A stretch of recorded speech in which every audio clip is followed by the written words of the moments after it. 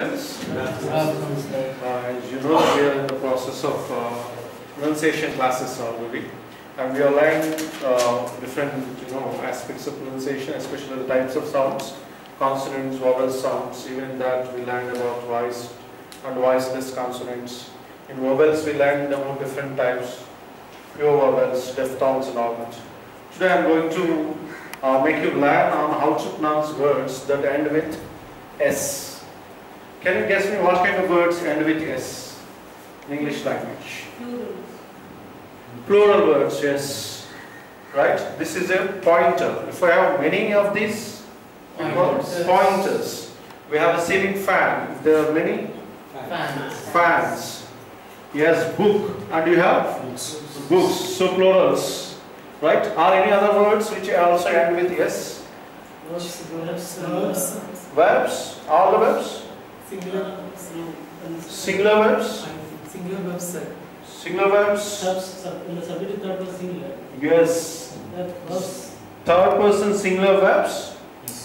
In simple present tense. Yes, we add S or ES to the verb if it is in simple present tense, especially the subject is third person singular. Good. And what are other words which end with S apart from these two? Plural nouns, verbs ending, third person singular verbs. Names. Names, possessive case. For example, When the names, kids. So names with possessive case nouns, they also end with apostrophe S. So these are three types of words we can see they end with S. So we will be learning about how to pronounce them correctly. Can you see that these are the first column? You can see that regular plural nouns, books, words, buses, third person singular verbs, sleeps, plays, teaches, and possessive nouns, mics, wrongs, aliases. Right? These are the different kind of words which end with S, and we are going to learn about their pronunciation, how to articulate them correctly. So can you read out these words? I want Vijayalakshmi, can you read out from the bottom? Rings. Yes. Bags. Okay. Glasses. Okay. Houses. Is it houses or houses? Houses. Oh, okay. Houses. Boys. Is it a word, houses? H-O-S-E-S? Is it a word? Is it a spelling mistake for house? Type. There is. What is the word? Do you think what is the word house? Hose? There is. No, the end of a pipe, hose. Houses. The end of a pipe is hose. Okay? Goes, can you read? So in these are the types of the words we have it, in which all of them are ending with S, but they are not pronounced in the same way like asks and laughs. They are not pronounced in the same way. We look into the rules that govern how these words can be pronounced. You see, there are three ways that we can pronounce when the words end with S, and that's basically depend on what is the final consonant sound that comes before the S. So remember that the final consonant before the S decides how the S need to be pronounced. Am I clear? Right. Chandrasekhar, can you tell me the rule? What is the rule we need to keep in mind before we realize how to pronounce final S? What is the deciding factor? The final consonant sound, sir? Yes, the final consonant sound that comes before the S. Are you clear about it? Right. The first rule is we pronounce S as S when the word is ending with voiceless consonant. For the sake of understanding, I am giving the spelling of the word as a clue in which spelling we have voiceless consonants. You can look at these words. Sir, I have also. What is voiceless, sir? Voiceless sound is a sound we have discussed in the beginning of it when we learned about consonants. I told you that you need to keep your feet, hand, palm over here, vocal cord to pronounce the word. Like if you make a sound like, you'll get a vibration over here. That is voiced sound. Those other consonant sounds where you don't get this, hissing sound, they are called voiceless. This vibration won't be there. I have already told you. And if for the sake of convenience, I have given the spelling of it to tell you these are the voiceless. Can you pronounce these words? Nagaraj, can we start with the first one? Ends with P. Cups. Stops. Stops. Yes. Sleeps. Right. With the F. Francis. Cliffs. Sniffs. Yes. Believes. Yes. Laughs. Graphs. See, even though the spelling Laughs, Graphs, they are pronounced as fa. So you should be keeping in mind that it should be with S, sa. Laughs, graphs. Am I clear? The first rule is that if the final word, final consonant is a voiceless, you should pronounce the S as sa. Like the Telugu sa we have in it. We have a similar sound in Telugu. And the second rule is, we should pronounce the final S as za. Right? If the last consonant is voiced consonant. Nagaraju, I think now you got an idea what is a voiced consonant, right? I'll give you the words, clue words in which the spelling ends with those consonants. If the word ends with B, D, G, L, M, N, G, R, V, Y, right? And especially with vowel sounds, we should pronounce it za. Can you read out the words, Naresh? Can you read the words NG endings? Kings. Kings. Belongs. Belongs. Sings. Sings. Song on the next one. Fans. Fans. Rains. Rains. Runs. Yes. Pens. All of you, can you start reading from the first line? Crabs. Rubs. Cars. Birds. Words. Rides. Ends. Rugs. Bags. Beds. Be conscious about the difference between sa and za. It's a buzzing sound like a bee makes. Okay. We make this sound when the word ends with voiced consonant. Are we clear? We are looking into the final rule of it. When a word ends with a sibilant, right, we have to pronounce the final S as its. I think you will have a doubt what actually a sibilant is. Sibilant are the sounds that generally makes hissing sounds, like the red color sounds, like bus and buzz, bush, leather, church, judge. So those sounds are called sibilant sounds. When the words ending with that sibilant sounds, you should pronounce them as is. The final sound is is. Right? So these are the words for you. When they end with these kind of letters, you can say it is. So I'll read out and you can read out after me.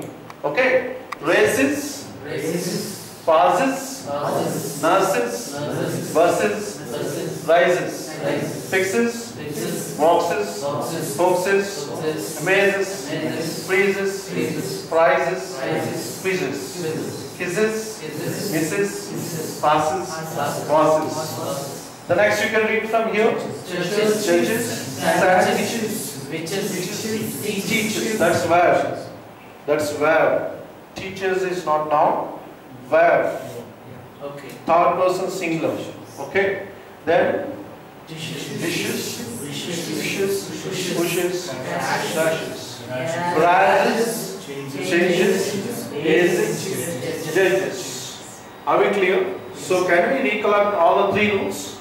The first one, when do we pronounce with sa? General sa. Voiceless. When the word consonant ends with voiceless sa. When do we pronounce with za? When the consonant is a voiced, and all important factor is if the words end with vowel sound.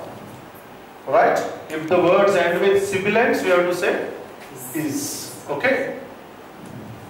Now we will have to do a small recapitulation activity.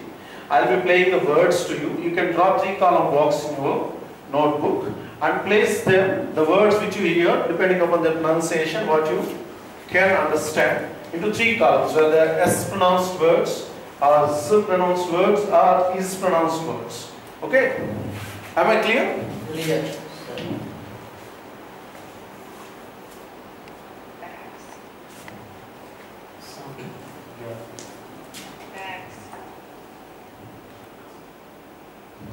Catches, dishes, edges, feeds, It's okay. hats, homes, kisses, lids,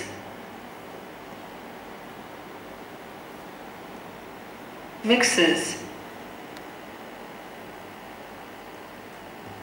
prizes, robes, robs, ropes, seas, seeds, seats, trips. So now let us look into the words. Can you see whether you got them right? This is the answer key. See that how many of the words you got it? First two you might have missed bags and bags because audio wasn't very audible. But the remaining things, are you able to get them right? Especially I want you to see these two words, this word especially, that ends with vowel sound, C. Okay? And if you see, have they are ending with the voiceless consonants? These are ending with voiced consonants. These are all siblings. You can see CH, SH, G, right, SS, and X, so. Are we clear about it? How to pronounce the word ends with S? Yes. Right. Any doubts? Let's go. Thank you. Sir, I appreciate the amount of time and effort you have put into preparing for the lesson. It was very visible. However, I felt that the information was rushed.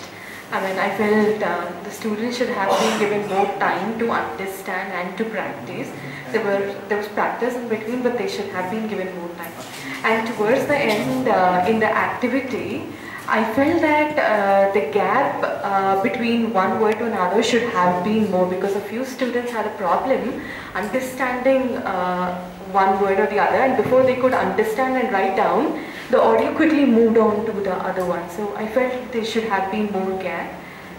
So it was, I mean, a lot of effort had been put in, and I appreciate that. So.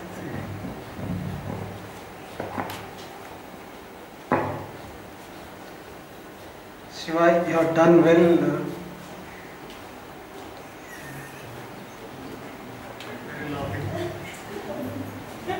Observe, he's getting amused. The microlesson went well. There are no major points.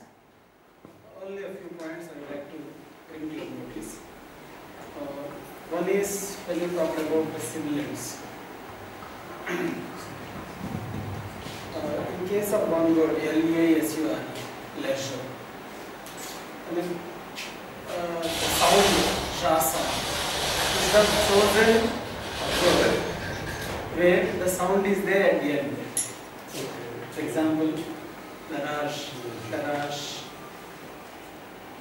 In fact, RB is silent there, leisure. It ends with Z. Leisure. Leisure. There is a short A sound at the end. Yes. That's not the final sound. What I am telling you is, the sound should be at the end. Yeah, if you have to decide the Larash. Ra sound is the last one. Yes. There is nothing after that. I mean, you should have picked such words. Okay. That's the first one. Second one is what your final activity. Like the Divya said, two problems. One is native speakers pronunciation was there. That's one thing. Out of 10 words, say out of 10 words, 2 or 3 words are not heard clearly. That's one thing. Second one is, you should have made the students listen to the word twice. That could have made them understand the word or the sound a little better. And we enjoyed the activity that is carried out by you in the middle, making them pronounce the words collectively. Should I only have the trouble? Quality. This is this is a good concept, strategy in teaching. That's it. Shiva, this is a difficult aspect of pronunciation. And so if I were in your place, I would have done it inductively. You did it in a deductive way. Rules first, examples later, and so on. To reduce the difficulty of understanding what you were saying, and to reduce the monotony, I would have done it in an inductive way. Let me explain how. The table that you used last, you listed words under sir, words under z, and also under is. I would have used it first, accompanied by pronunciation, audio. Right. Then that would have created a big question mark. Why is it that the realization of the sir, the letters yes in some words is sir, in some words is sir, and some words is. Students would have had this natural curiosity. Why is the realization this way? And then you could have got down to the explanation. In other words, doing it in an inductive way. Right. Turn the whole thing upside down, it would have worked better. Instead of using difficult terms like voiceless, voiced, plural nouns, third person singular, possessive case. The case system doesn't operate in English grammar at all. You come across it only in old grammars like Renan Martin, Nelson, and so on. Possessive case, all those unfortunate things, they can't be avoided. They can be postponed. When the students are in a receptive mood for that kind of thing. I suppose you understand what I am trying to say. Thank you. Thank you, sir.